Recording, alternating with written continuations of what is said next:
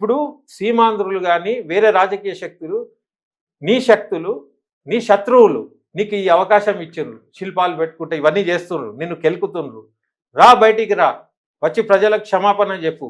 నేను 10 ఏళ్లలో నేను తెలంగాణ వాదాన్ని, తెలంగాణ సంస్కృతిని బాగా చేసి ఉంటే ఈ గతి పట్టకపో, నేను వేరే దాంట్లో బిజీ ఉండే, కాళేశ్వరం దాంట్లో దీంట్లో. చలో ఇప్పుడు ఏదైతే అయిపోయింది, ఇప్పుడు నేను తెలంగాణ వాళ్ళకే అంకితమై ఉంటా. నా మిగిలిన కాలం మొత్తం నా బతుకు తెలంగాణకే అంకితం. వీళ్ళని నేను ఎటు పెట్టి ఎదిరిస్తా అని నువ్వు బయటికి రా.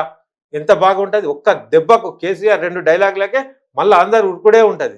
ఒకవేళ కేసీఆర్ రాలే అనుకో, తెలంగాణ సమాజం కేసీఆర్ వస్తేనే అవుతుంది అనుకునే అవసరం లేదు. ఏ మేధావులు అయితే ఇప్పుడు కాంగ్రెస్కి అనుబంధంగా ఉన్నారో, ఏ మేధావులు టీఆర్ఎస్లు ఉన్నారో, మీకు కూడా ఇది అవకాశం ఉన్నది. ఈ టైంలో మేధావులందరూ కూడా బయటికి వచ్చే వేదిక మీద ఉండండి, మీ సంస్కృతి సాంప్రదాయాలను అది చేయండి. తర్వాత నేను మేధావులకు కూడా ఏమంటున్నా అంటే, మీరు ఊకే డిఫెన్స్లో పడకుండ్రి. ఇప్పుడు వాళ్ళు ఒక మంచి టెక్నిక్ ఉంది, వాడు డిక్షనరీలో లేదు అనగానే ఉన్నది అనే అవసరం లేదు. అదే నీది నువ్వు రుజువు చేసుకున్నాడు ఏముంది. తెలంగాణ అనేది ఒక గూగుల్లో తీసిన, చాట్ జీపీటీలు తీసిన, అది పిచ్చోనికి కూడా తెలుసు. 3 లింగాలు, శ్రీశైలం, కాళేశ్వరం, ద్రాక్షారామం, ఆ 3 లింగాల మధ్యలో ఉన్న ప్లాటివ్ భూమి, దక్కన్ భూమి, అది తెలంగాణ, అది అందరికి తెలిసిందే. తర్వాత తెలంగాణ మాగాణం, ఇక్కడ భూమి మాగాణి లాంటిది. అసలు తెలుగు అనేదే తెలంగాణ నుంచి వచ్చింది. ఇది చెప్పుర్రి. వాడెవడో అజ్ఞాని, ఇంకోడెవడో బిచ్చగాడు వచ్చి వానికి తెలిసినట్టు ఇది లేదు అది లేదంటే మీరు రియాక్ట్ అవుతారా? అరే వాడిని లైట్ తీసుకొని వాడు ఎవడో మూర్ఖుడు అనుకోవాలి. వానికి ఆన్సర్ ఇచ్చేదంటే ఎన్ని రోజులు మీరు డిఫెన్స్లో ఉంటారు? మీరు మీ డిక్షనరీలు, మీ వైభవము బాగా ప్రొజెక్ట్ చేసి ఎలివేట్ చేయండి. ఇప్పుడు మీ దాంట్లో ఉన్నోళ్ళు, పాతోళ్ళు, కష్టపడ్డోళ్ళు అందరినీ మీరే తొక్కిపెట్టే మీ రాజకీయ ఉనికికి మీ తెలంగాణ వాదులను మీరే తొక్కిండ్రు. కాబట్టి ఇవాళ వచ్చి వేరేవాడు చెప్పే ఛాన్స్ వస్తుంది. ఇక్కడున్న లిటరేచర్ని, ఇక్కడున్న సంగీతాన్ని, ఇక్కడున్న నృత్యాన్ని, పేరిని నృత్యం ఇక్కడిది ఎంతమందికి తెలుసు? ఇక్కడ పుట్టిందని, కాకతీయులది, అది తెలియదు. మనం దాన్ని ప్రమోట్ చేసి అవి పెడితే డిక్షనరీ అవసరం ఉండదు. డిక్షనరీలో చూస్తావా నువ్వు? తెలంగాణకి డిక్షనరీ అవసరం లేదు. తెలంగాణనే ఒక డిక్షనరీ. అదే డిక్షనరీని పుట్టించిన పదం అది.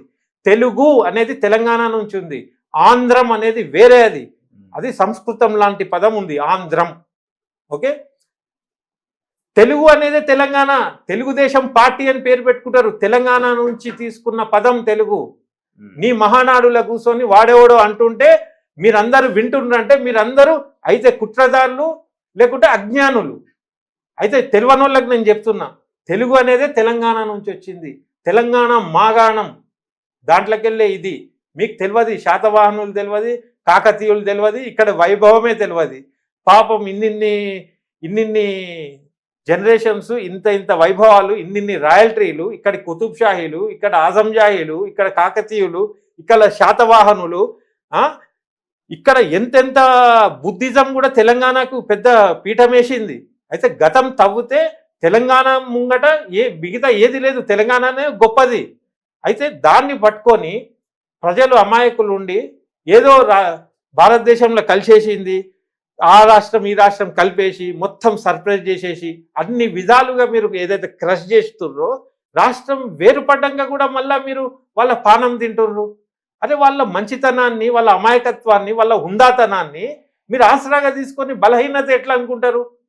వీళ్ళ కాడ కుట్రబాధితనం లేదు కాబట్టే కదా మీరు కుట్ర చేసే అవకాశం వస్తుంది. వీళ్ళు కూడా కుట్రలు చేసేటట్టుంటే మీరు ఏడు ఉండేటోళ్ళు.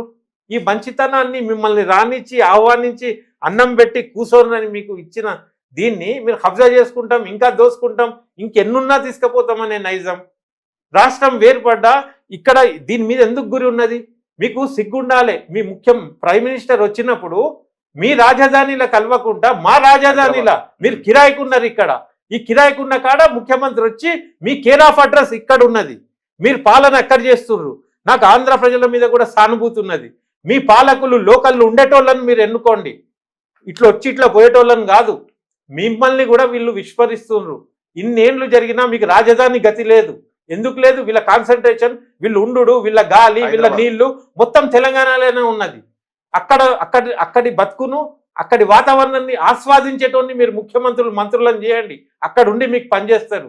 ఇక్కడ ఉండి వచ్చి ఆడ చేసుడు అంటే అది ఉట్టిదే సంపాదన కోసం, పదవి కోసమే మిమ్మల్ని మోసం చేస్తుంది.